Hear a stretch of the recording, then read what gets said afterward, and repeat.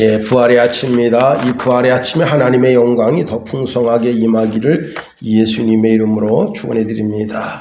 오늘 본문에 있는 말씀을 통해서 빈 무덤의 축복을 알자, 그런 제목 가지고 말씀을 살펴보겠습니다. 작년 미국 플로리다 주에 마라톤 대회가 있었는데 52세 크리스틴이라고 하는 여자가 만취된 상태로 차를 전력 질주해서 마라톤 한 9,000명이 달려오는데 달려오는 그 무리를 향해서 달려가고 있습니다.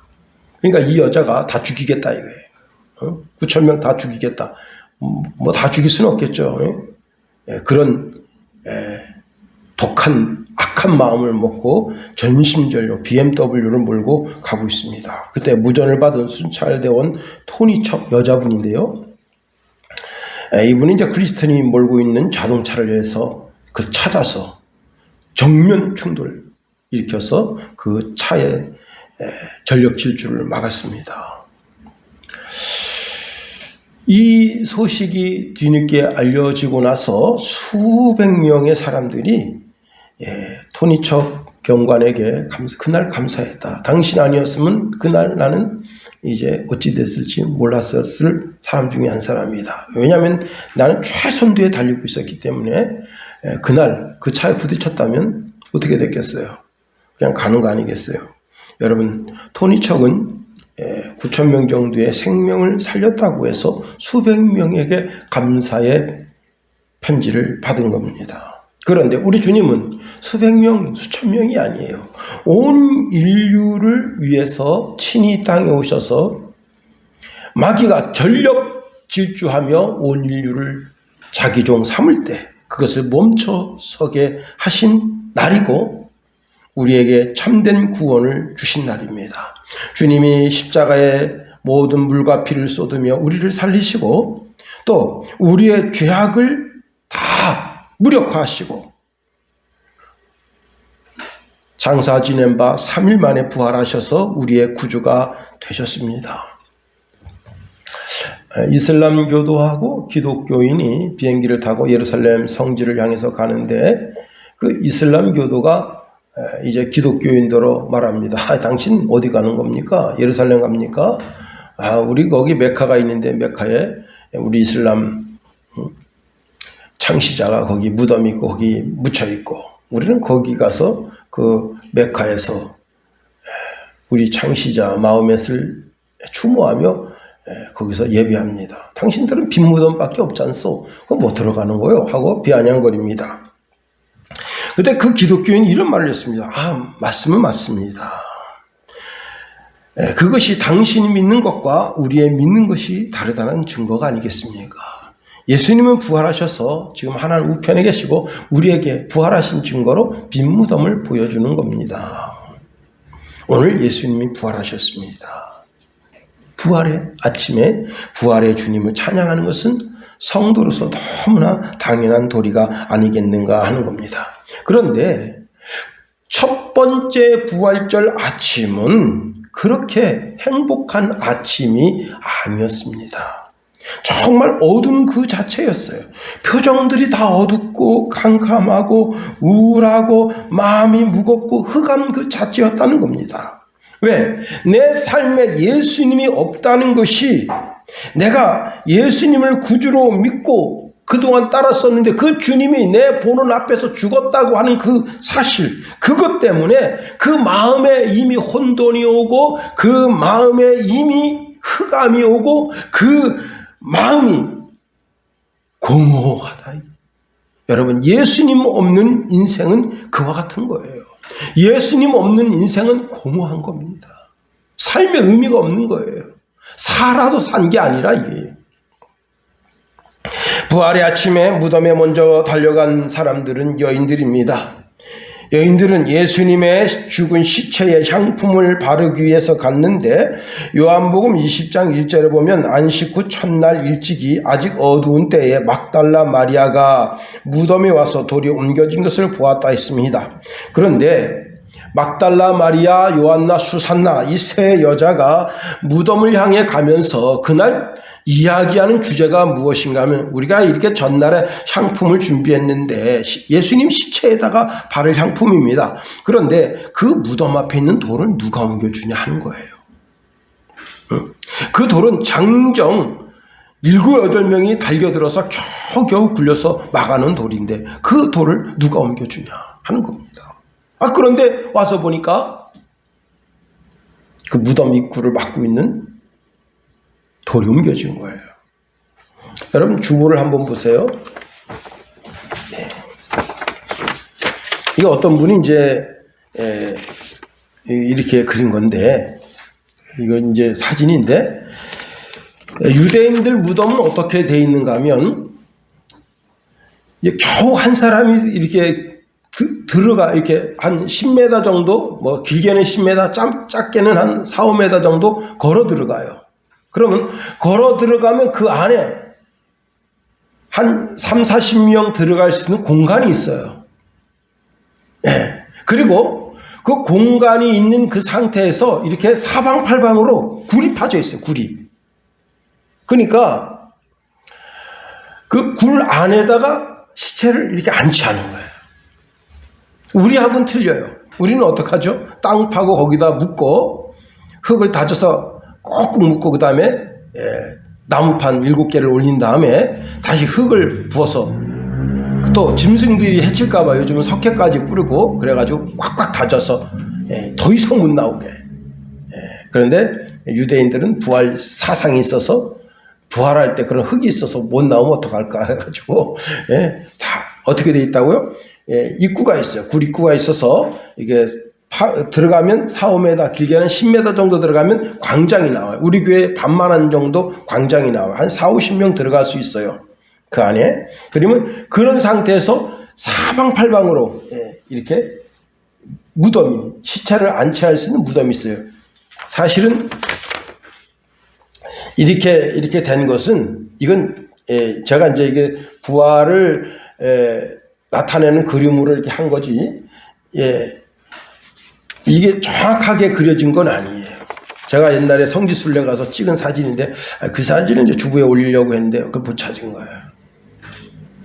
그러니까 지금 마리아나 요한나나 수산나는 입구를 통과해서 들어와서 그 안에서 지금 그 안을 쳐다보는 거예요. 여러분, 무덤 입구에 있는 돌이 옮겨졌으니까 예수님이 죽은 것도 절망스러운데 시체를 도둑 맞은 거예요. 그러니까 더 절망스러운 거예요. 그래서 그 소식을 다시 이제 공동 숙소에 제자들과 여러 여인들이 있는데 달려와서는 이야기합니다. 2절이 그 말씀이에요. 시몬 베드로가 예수께서 사랑하시던 그 다른 제자가 달려가서 말하되 사람들이 주님을 무덤에서 가져다가 어디 두었는지 우리가 알지 못하겠다 하니. 자, 예수님 돌아가신 것도 절망스러운데 예수님 시체를 도둑 맞았다. 그래서 베드로와 요한이 그 무덤을 향해 달려갔습니다. 자, 무덤을 향해 달려가서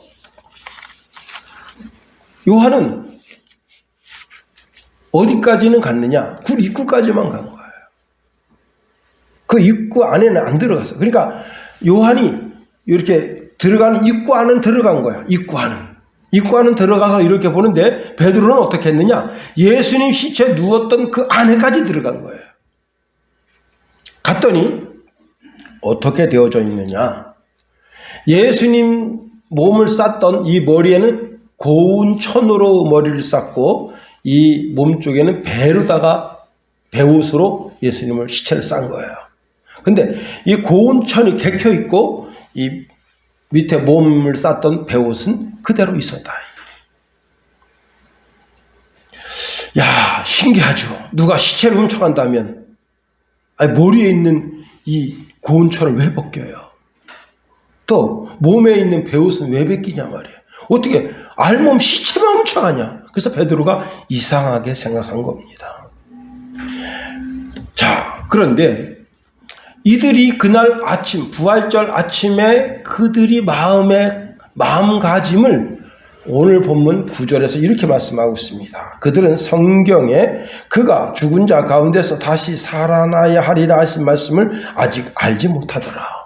그러니까 베드로를 위시로 한 11 제자와 마리아, 요한나, 수산나 다 모두 다 예수님 부활했다고 하는 것에 대해서는 조금도 믿음을 가지지 못했다고 하는 겁니다. 자, 제자들은 우리가 예수님 시체를 지켜드리지 못했구나. 절망감에 절망감을 더하는 그러한 아침이 되었다 하는 겁니다. 여러분, 제자들도 그 여인들도 이 빈 무덤의 축복을 발견하지 못한 거예요. 예수님이 부활했다면 우리에게 보여주실 수 있는 것은 빈 무덤뿐이라는 사실입니다. 그리고 여러분, 무덤이라는 게 뭐예요? 무덤이란 시체를 보관하고 있을 때만 그 가치가 증명되는 거예요. 무덤이 그 시체를 보관하지 못하고 있으면 황당한 일이 벌어지는 겁니다. 2011년도에요. 경기도 광주에 비가 엄청나게 왔어요. 얼마 정도 비가 왔느냐? 물폭탄이다. 그런 말 들어봤어요? 물폭탄.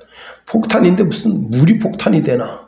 1시간에 60cm가 와요. 비가. 그런데 그 비가 여러 군데 오는 게 아니라 경기도 광주에 거기 이제 공동묘지가 있는데 그 공동묘지에 집중으로 비가 왔는데 어떤 일이 벌어졌느냐. 수많은 묘가 분실됐어요. 그리고 시체가 둥둥둥둥 떠다니는 거예요. 문제는 정상적으로 돌아가신 분은 아무 문제가 안 돼요. 그런데 교통사고로 찢긴 그 시체가 난리 났습니다. 다 뜯긴 거예요.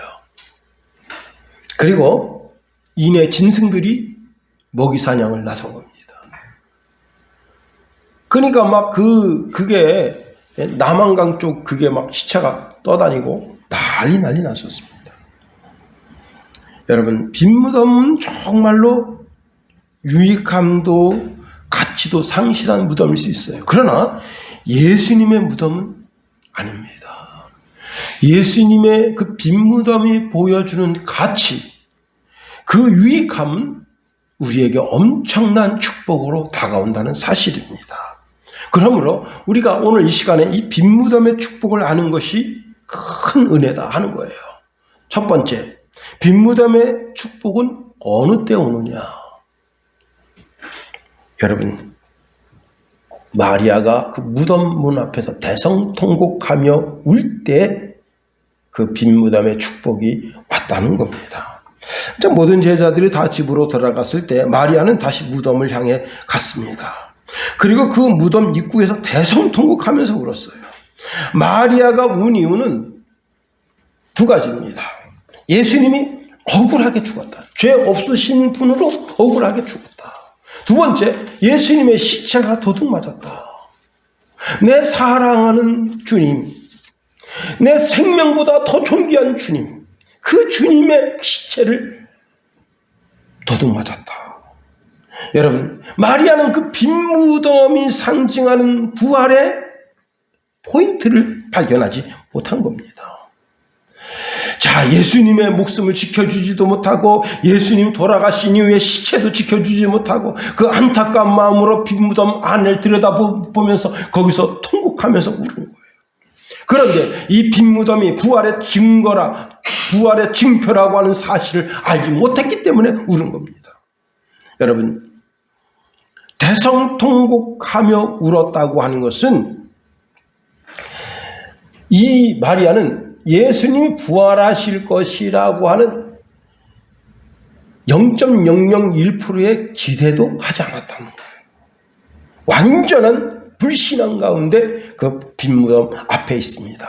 그런데 여러분, 예수님이 산상순 마태복음 5장 4절에 애통하는 자는 복이 있다. 저희가 위로를 받을 것이다. 누구의 위로를 받는 거예요? 하나님 아버지의 위로를 받는 거예요. 마리아의 애통에는 하나님 아버지의 위로하심, 예수 그리스도의 위로하심이 있는 거예요. 예수님의 죽음을 안타깝게 여기고 예수님의 시체가 도둑맞은 것에 대해서 안타깝게 여길 때, 그때 여러분, 마리아에게 놀라운 기적이 나타났습니다. 어떤 기적이 나타났느냐? 여러분, 오늘 본문 12절 말씀 보세요. 12절 다 같이 한번 읽어봅니다. 시작. 옷 입은 두 천사가 예수의 시체에 누웠던 곳에 하나는 머리편에 하나는 발편에 앉았더라. 예. 당시 많은 제자들이 무덤 안을 들여다봤어요. 특히 베드로는 무덤 안에 들여다본 것이 아니라 예수님 시신을 누웠던 그 자리까지 들어가 본 거예요. 근데 그 무덤 안에 들어가려면 어떻게 들어가야 되냐면요.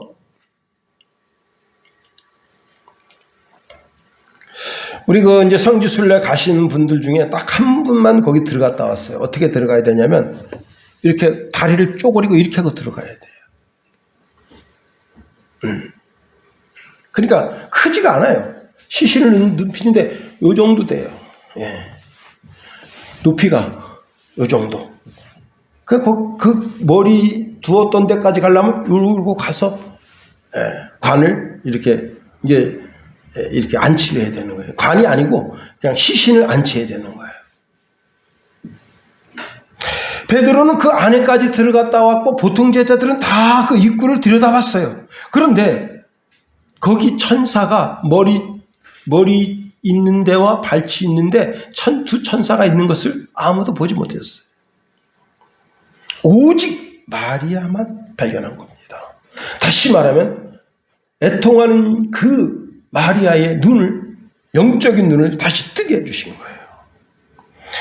누가복음에 보면요, 주의 사자가 있을 때 찬란한 옷을 입고 있었다. 예, 찬란한, 환하게 빛나는.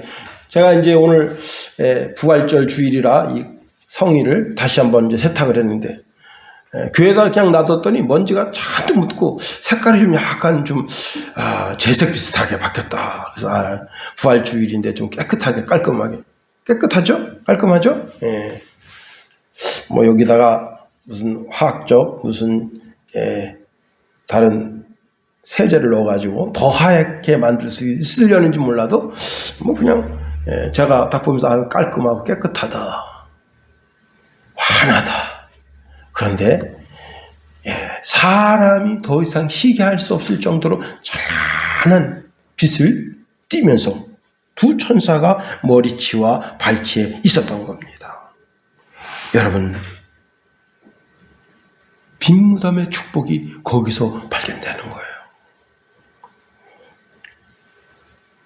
빈무덤의 축복은 예수님만의 축복이 아니라 우리도 빈무덤을 보여줘야 한다는 사실입니다.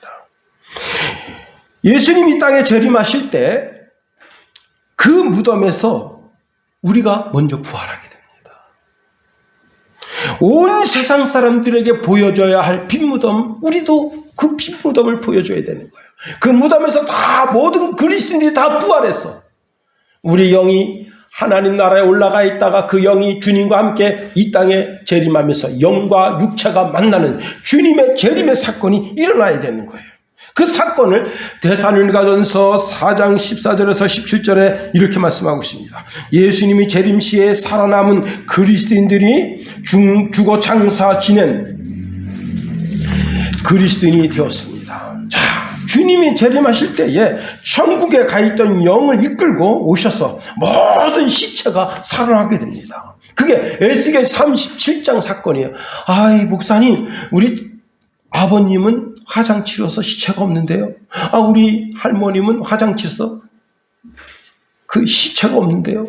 그냥 다 한강에 뿌려버리는데 그런 거 걱정하지 마세요. 염려하지 마세요. 말씀으로만 온 천지 만물을 창조하신 하나님께서 우리의 원래 원 시체, 그 육신을 다시 소생케 하지 못하실 거라고 하는 불신앙을 가지는 것도 하나님 앞에 부충한 믿음인 거예요. 그렇습니다. 여러분, 2000년 전 죽은 사람, 살은 어디 있고 심줄은 어디 있고 혈관은 어디 있고 뼈는 어디 있고 뭐 어디 있겠어요? 다 사라지고 없지. 그러나 주님께서는 다 모든 육체가 다 살아나게 하신다. 그리고 영과 육이 다시 만나는 사건. 그래서 데살로니가전서 4장 16절 17절에 이렇게 말씀합니다. 주께서 호령과 천사장의 소리와 하나님의 나팔로 친히 하늘로 쫓아 강림하시리니 그리스도 안에서 죽은 자들이 먼저 일어나고 그 후에 우리 살아남은 자도 저희와 함께 구름 속으로 끌어올려 공중에서 주를 영접하게 하시리니 그리하여 우리가 항상 주와 함께 있으리라. 빈무담의 축복은 예수님만의 축복이 아니라 우리가 마지막 이때 주님 재림하실 때 보여줘야 할 축복의 사인 중에 하나라는 겁니다. 두 번째로 빈무덤에서 예수님을 만납니다. 여러분, 엠마오로 내려가는 두 제자가 예루살렘에서 여리고까지 내려가는데 주님과 동행했습니다. 예루살렘에서 여리고까지는 약 12km 정도가 되는데요. 12km 정도를 가려면 2시간에서 3시간 정도는 좋게 걸어가야 되는 거예요. 예수님과 같이 동행하고 있는데 이분이 예수님인 줄 몰라봤다 이거야. 이거 웃기잖아요. 그죠? 어? 얼마 전에 이제 제가 이렇게 농협 운행을 갔다 오는데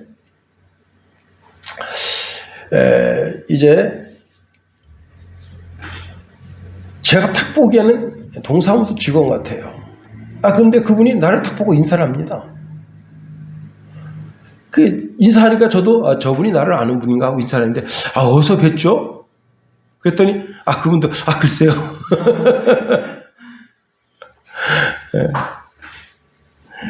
예, 서로 모르는데 이제 서로 인사를 나누고 악수까지 하니까 좀 개명쩍더라고요. 근데 이제 그분은 누구시 아니십니까? 이렇게 물어보더라고요. 제가 아니랍니다. 저는 여기 효자초등학교에 앞에 있는 순양교회 김용호 목사입니다. 목사님이시군요. 그러면서 이제 인사하고 그냥 지나갔어요. 얼굴 상만 조금 비슷해도 누구 아니십니까? 서로 인사를 나누는데 여러분, 예수님을 3년 반 동안 봤다고요. 예수님 겉모습만 봐도 외모만 딱 봐도 이분 예수님 이게 다 보이는 거예요. 그런데 2-3시간 같이 동행했는데 예수님이 안 보이는 거예요. 왜 그런 거예요? 사람이요, 자기 보려는 것만 보고 자기 들으려고 하는 것만 들으려고 하면 어떻게 되느냐? 그게 관심밖에 일이 되는 거예요. 여러분 관심 분야가 어디 있냐는 거예요. 여러분, 이 시간에 예배하러 나와서 여러분의 관심이 어디 있냐는 예수님의 12제자 막달라 마리아, 또 요한나 수산나처럼 죽은 시체에만 관심이 있냐? 빈 무덤에만 관심이 있냐? 죽은 종교에 관심이 있냐? 죽은 신앙심에 관심이 있냐? 거기에 포인트가 맞춰져 있기 때문에 부활하신 예수님이 들어오지 않는 거예요. 불신앙 때문에 살아서 역사하신 하나님이 내 눈에, 내 삶에 들어오지 않는 거예요. 자, 누가복음 24장 25절 이하에 보면 여리고로 내려갈 때 주님께서 그 두 제자를 책망하셨어요. 미련하고 선지자들의 말한 모든 것을 마음에 더디 믿는 자들이요, 그리스도가 이런 고난을 받고 자기 영광에 들어가야 할 것이 아니냐 책망했어요. 그리고는 이제 한 주막에 가서 떡을 나눌 때 그때 눈이 밝아져서 예수님이구나. 성만찬 때 우리가 조금 전에 성만찬 예식을 행했습니다. 떡을 나눠주시던 그 주님, 잔을 나눠주시던 그 주님, 그분이구나. 그때 순간적으로 예수님이 사라지셨어요. 자, 막달라 마리아가 대성통곡하면서 웁니다. 그때 천사가 물었어요. 여자여 어찌하여 우느냐? 마리아가 말합니다. 사람들이 내 주를 옮겨다 어디 두었는지 내가 알지 못함이니이다. 예. 자, 마리아는 어디에 관심이 있는 거예요? 죽은 시체에만 관심이 있는 거예요. 죽은 시체에만. 이번엔 예수님 물으셨어요. 여자여, 어찌하여 울며 누구를 찾느냐? 순간적으로 예수님 쳐다봤어요. 그런데 그 예수님이 예수님 같지 않고 동산지기 같아요. 그래서 이렇게 말한 거예요. 주여, 당신이 옮겼거든 어디 두었는지 내게 이르소서. 그리하면 내가 가져가겠나이다. 그때 예수님께서 마리아야 말씀하셨어요. 한마디로 말하면 마리아야 그렇게 말할 때에 마리아 속에 있었던 불신앙이 떠나가고 영적인 눈이 밝아져서 예수님이 보인 거예요. 요한복음 10장 27절에 이렇게 말씀합니다. 내 양은 내 음성을 들으며 나는 저희를 알며 저희는 나를 따르리니 말씀하십니다. 마리아가 예수님의 음성을 듣고 몸을 돌이켰어요. 오늘 본문에 보면요, 돌이키다라는 단어가 2번 나와요. 14절 보세요. 14절. 이 말을 하고 뒤로 돌이켜. 16절 말씀 보세요. 예수께서 마리아야 하시거늘 마리아가 돌이켜. 14절에 돌이켰다고 하는 것은 몸을 돌이켰다는 것이고 16절에 돌이켰다고 하는 것은 자신의 불신앙을 돌이켰다는 거예요. 예수님의 음성을 듣는 순간 정신이 확 든 거예요. 현실을 직시하게 된 거예요. 그리고는 마리아가 이렇게 대답했습니다. 라보니.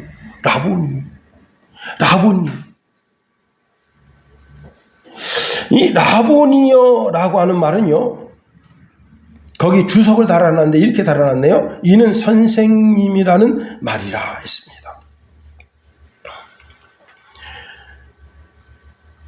랍비라는 단어는 많이 들어봤죠. 랍비.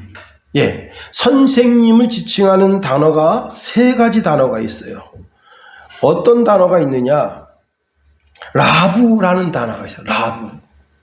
또 랍비라는 단어가 있어요. 오늘 본문에 라오니라는 단어가 있습니다. 이 3 단어 다 선생님을 지칭하는 단어예요. 근데 라부나 랍비는 내 인간의 눈에 보이는 선생님. 그러나 라보니는 하나님이 나의 선생님이 되신다라고 하는 신앙적 고백으로만 하는 단어예요. 그러니까 마리아가 라보니여라고 말한 것은 예수님을 하나님으로 봤다는 거예요. 신앙적으로 본 거예요. 특별히 이 랍비, 라본이라고 하는 단어를 사용하는 용례에 대해서 율법책을 잘 이해하도록 기록한 학가다나 미슈나에 보면 라보니는 하나님을 주로 지칭할 때만 이 단어를 사용하도록 용례를 정해주고 있다는 거예요. 자, 이 땅에서 라보니라고 불릴 수 있는 분은 누구냐? 하나님뿐이다. 예수님뿐이다. 이게. 마리아는 단순하게 선생님이라고 말하지 않은 겁니다. 당신은 나의 하나님이시며 나의 스승님이신 분이십니다. 여러분, 우리가 모두 예수님을 나의 구주, 나의 메시아, 나의 라보니오라고 고백할 수 있어야 한다는 겁니다. 3번째로, 자, 이 빈무덤의 축복을 안 사람은 이 빈무덤의 축복을 모든 사람에게 전할 책임을 가진다는 사실입니다.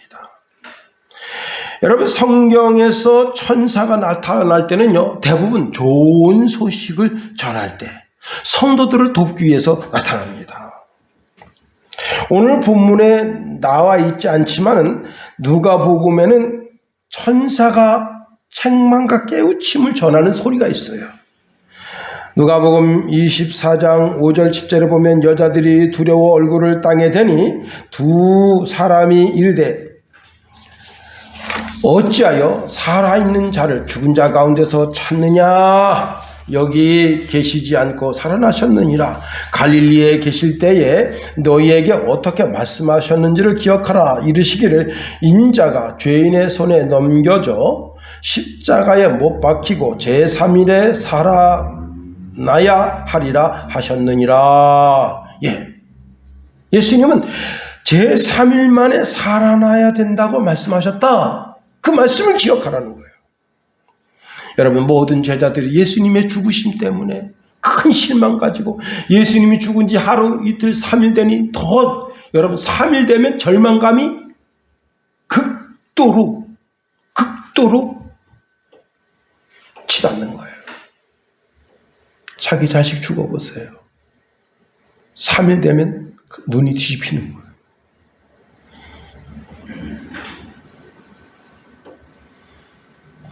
그 자기 자식이 죽었다고 하는 것에 대한 그 불안감, 우울증, 공포심, 좌절감, 이게 막 혼돈과 막 뒤섞여가지고 정신착란을 일으킬 정도가 되는 거예요. 제자들도 이 여인들도 다 마찬가지입니다. 극도로 불안 가운데 있는 거예요. 자, 그 다음에 누가 죽을 차례예요? 이제 우리가 죽을 차례예요.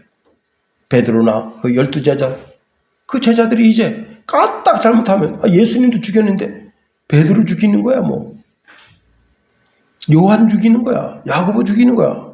아무것도 아닙니다. 극도로 불안 가운데 있을 때, 그때 여러분, 예수님께서 마리아야 말씀하시고는 놀라운 말씀을 주십니다. 우리 17절, 18절 다 같이 한번 읽어봅니다. 17절, 18절 시작. 예수께서 이르시되 나를 붙들지 말라. 내가 아직 아버지께로 올라가지 아니하였노라. 너는 내 형제들에게 가서 이르되 내가 내 아버지 곧 너희 아버지 내 하나님 곧 너희 하나님께로 올라간다 하라 하시니 막달라 마리아가 가서 제자들에게 내가 주를 보았다 하고 또 주께서 자기에게 이렇게 말씀하셨다 이르니라. 자, 놀라운 겁니다. 여기 보면요, 복음이 세 가지로 나타납니다. 첫 번째, 복음은 첫 번째 뭐냐? 예수님이 나를 위해 죽었다고 하는 것이 복음의 첫 번째예요.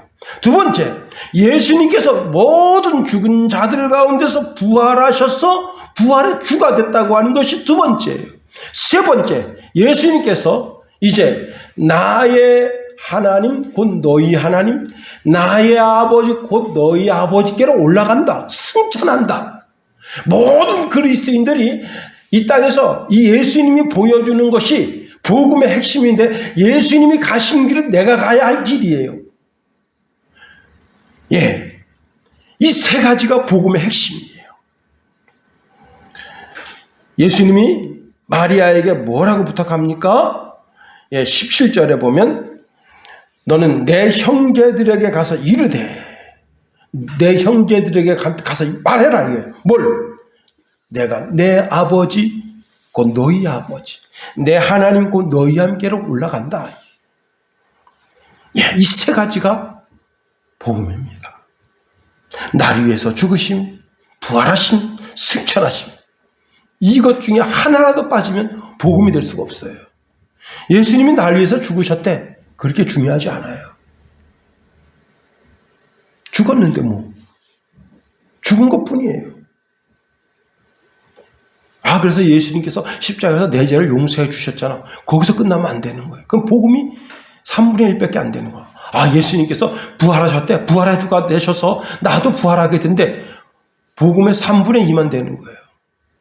복음의 완성은 주님이 승천하신 것처럼 우리도 다 승천하게 될 때, 그때 복음의 완성이 되는 거예요.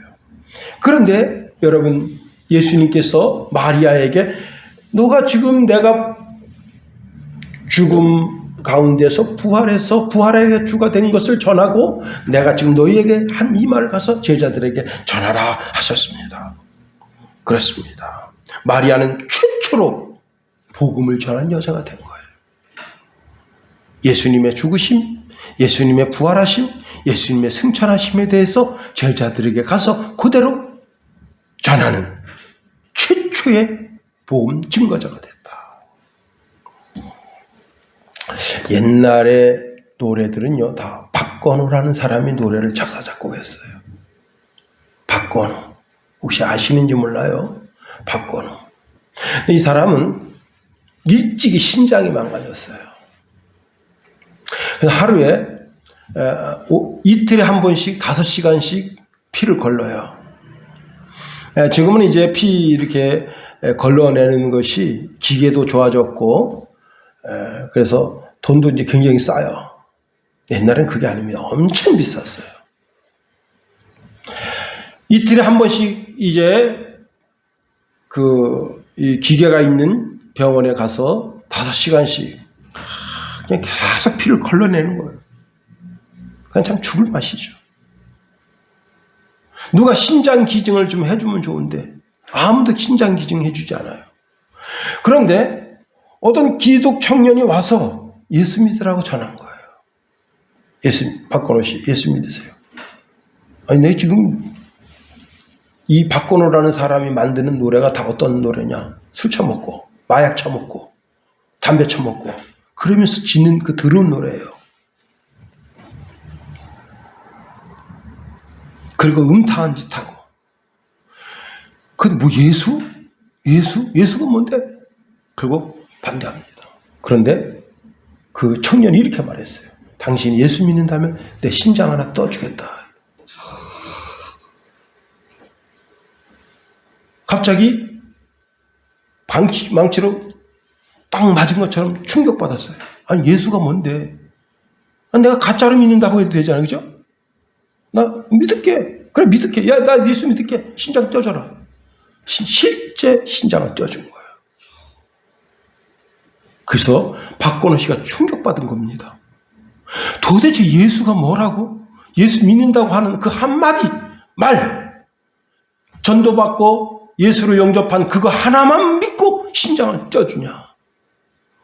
충격받은 거예요. 자, 이제 병원에 CT에 누워서 심장 이식 수술 받았습니다. 심장 이식 수술 받고 그 이튿날 됐는데, 여러분, 그가 새벽에 이런 소리를 들었습니다. 안심하고 깨어라. 내가 너의 지친 영혼을 알아주리라. 창이 하얀데, 아무도 보이지 않는데 그 하얀 창 속에서 음성이 들린 거예요. 아, 이분이 예수님이시구나. 그리고 그때부터 이 박건호가 진짜 예수 믿게 된 겁니다. 그리고는 안심하고 깨어라. 내가 너의 지친 영혼을 안아주리라. 라는 곡을 써서 복음성을 만든 거예요. 여러분, 우리는 제2의 복음 전도자가 되어야 되는 거예요. 오늘의 막달라 마리아가 되어야 되는 거예요.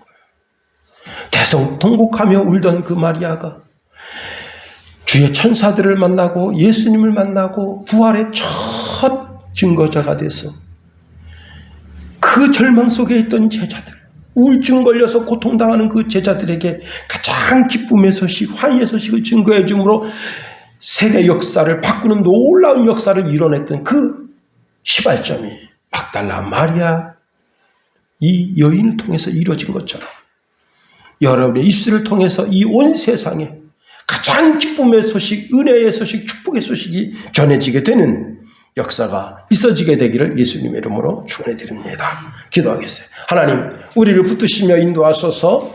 부활절 아침, 고난과 고통과 절망 속에 그 아침을 맞이하였지만 막달라 마리아가 전해준 복음으로 인하여 모든 제자들이 소망 가운데, 희망 가운데, 모든 여인들이 주님의 부활을 다시 소망하며 용기를 얻었던 것처럼 주여, 우리의 힘과 우리의 젊음과 우리의 전생애를 통해서 막달라 마리아처럼 복음을 증거하여 이 죽어가는 이 시대 속에 수많은 영혼들에게 참된 영혼의 안식과 힘과 위로를 주는 우리의 삶이 되도록 우리를 오늘의 막달라 마리아로 써주시며 인도하소서. 예수님 이름으로 감사하며 기도합니다. 아멘.